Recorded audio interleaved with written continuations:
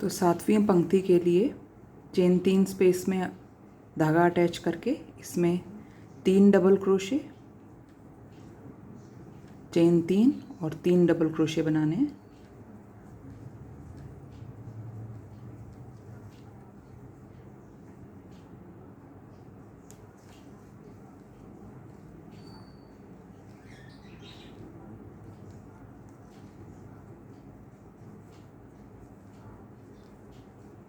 अगले 3 स्टिच में एक एक डबल क्रोशे,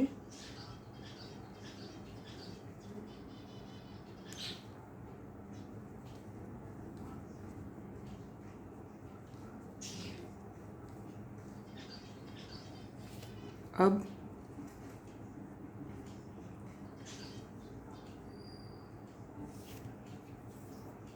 चेन 2, पहला वाला चेन स्पेस छोड़ देना है और अगले चेन स्पेस में एक एक सिंगल क्रोशे बनाना है। चेन 2,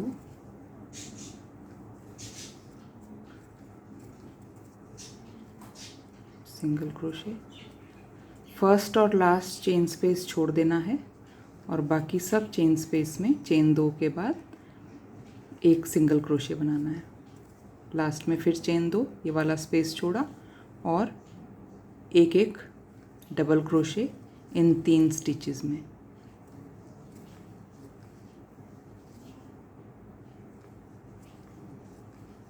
फिर दोबारा से चेन स्पेस आ गया, इसमें 3 double crochet, chain 3, 3 double crochet और फिर जैसे इसमें बनाया वैसे भी यहाँ भी इसी तरीके से बनाना है और फिर पूरा जो 7वीं पंक्ति है वो पूरी करनी है। जो 8वीं और 9वीं पंक्ति है वो 7वीं पंक्ति का रिपीट है।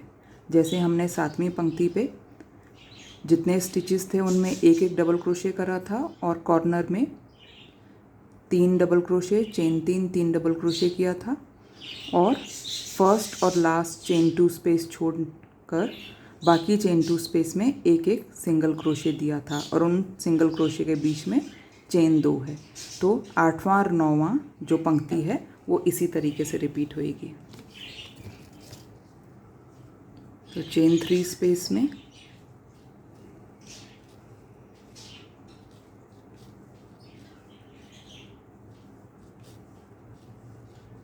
तीन डीसी, 1 2 3, 3 चेन और फिर दोबारा से 3 double crochet.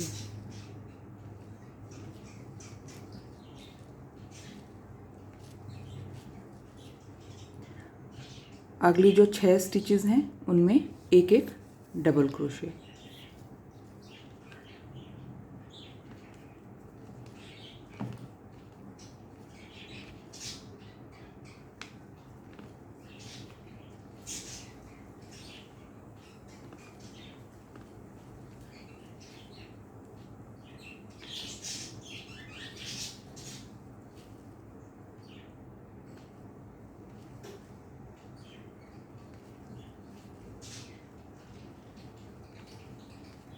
Chain 2, next chain space छोड़ देना है, फर्स्ट और लास्ट चेन स्पेस छोड़ना है जैसे हमने पिछली पंक्ति पे छोड़ा था और वैसे ही इसको दोहराना है। 2 चेन बनाने के बाद एक चेन स्पेस छोड़ के अगले में एक single crochet, 2 chain, chain space में सिंगल क्रोशे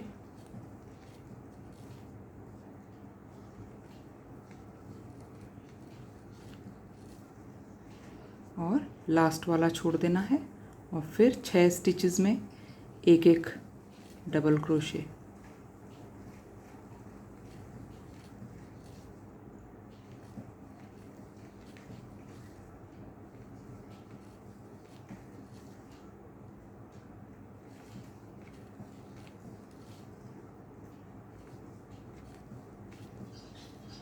चेन स्पेस आ गया, इसमें 3 double crochet, chain 3, 3 double crochet.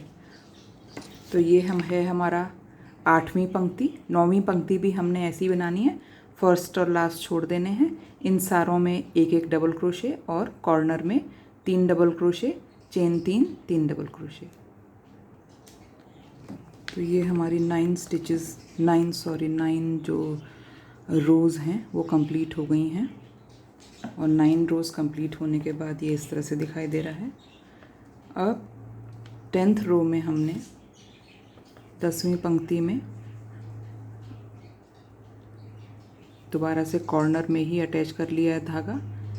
इसमें बनाना है कॉर्नर जो है उसमें एक सिंगल क्रोशे, एक चेन और एक सिंगल क्रोशे। नेक्स्ट 10 स्टिचेस में, यानी ये पूरी 12 हैं, लास्ट की 2 स्टिचेस हमने स्किप करनी है। तो नेक्स्ट 10 स्टिचेस में हमें एक एक सिंगल क्रोशे बनाना है।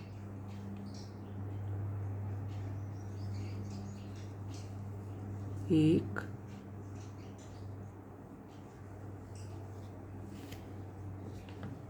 दो, 3,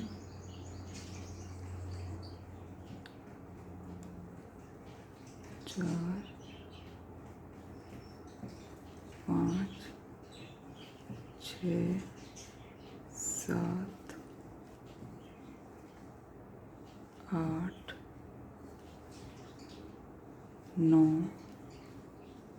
10। लास्ट की 2 ये जो स्टिचेस हैं वो छोड़ देनी है। 10 स्टिचेस बनाने के बाद एक चेन और ये जो फर्स्ट चेन स्पेस है हमने उसमें बनाने हैं 3 डबल क्रोशे। 1, 2 और 3। चेन 1, नेक्स्ट चेन स्पेस में भी 3 डबल क्रोशे,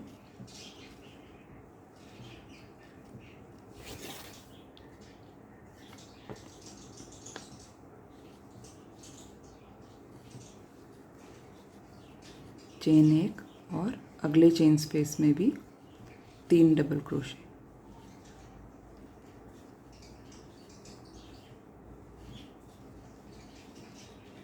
एक चेन और फिर 2 स्टिचेस छोड़ के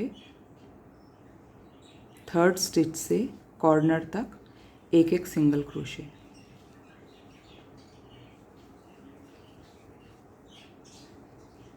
तीन, 4, 5, 6, 7, 8, 9, 10। कॉर्नर में ये जो चेन 3 का स्पेस है इसमें एक सिंगल क्रोशे, एक चेन, एक सिंगल क्रोशे और फिर जैसे इस लाइन को बनाया है इस साइड जैसे बनी है हमारी, ये बाकी तीनों साइड्स भी इसी तरह हमने बनानी है। 10वीं रो भी ख़त्म हो गई है। 11वीं रो के लिए जो चेन 1 स्पेस है उसी में एक सिंगल क्रोशे, चेन 1 और एक सिंगल क्रोशे बनाना है। फिर पिछली बार हमने 10 स्टिचेस में एक एक सिंगल क्रोशे बनाया था और 2 छोड़ दिए थे।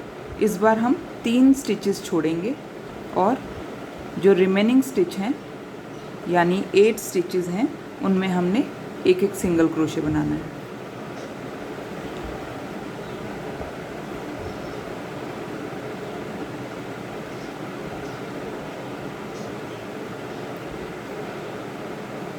एक,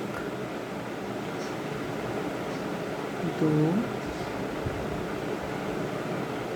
3, 4, 5, 6, 7 और 8। लास्ट की 3 छोड़ देनी है, 1, 2, 3। चेन 1 और फिर जैसे यहाँ बनाए थे हमने 3-3 चेन स्पेसेस में 3-3 डबल क्रोशे वैसे ही बनाने हैं।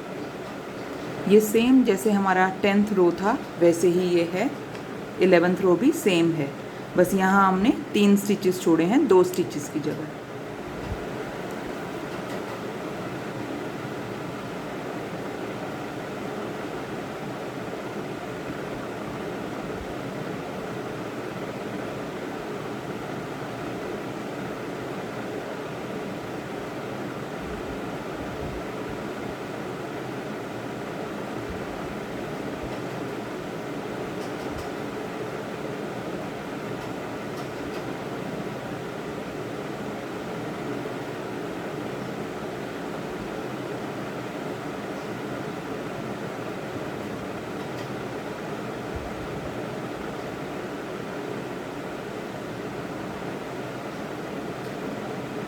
फर्स्ट वाले पे भी हमने बनाए थे 3 डबल क्रोशे, लास्ट वाले में भी बनाने हैं।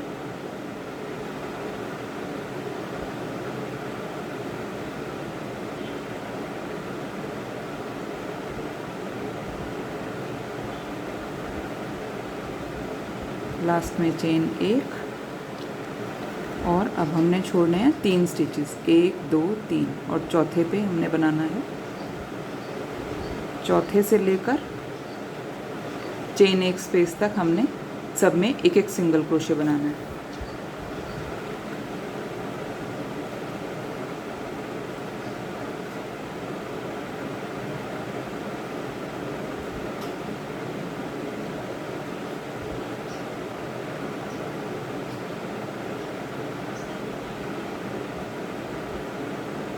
मेरा 8वां। अब चेन स्पेस आ गया, उसमें एक सिंगल क्रोशे, चेन 1 और एक सिंगल क्रोशे बना के चारों तरफ हमें यही रिपीट करना है। तो बाकी 3 साइड्स भी आपने वही रिपीट करना है जो हमने इस साइड बनाया है। तो ये हमारी 11वीं पंक्ति भी ख़त्म हो चुकी है और हमारा पिकॉक मोटिव बन के तैयार है। आशा है आपको ये वीडियो पसंद आया होगा। पसंद आया हो तो लाइक शेयर सब्सक्राइब करना ना भूलें। मिलते हैं एक नए वीडियो में एक नए सुंदर से क्रोशे प्रोजेक्ट के साथ। तब तक के लिए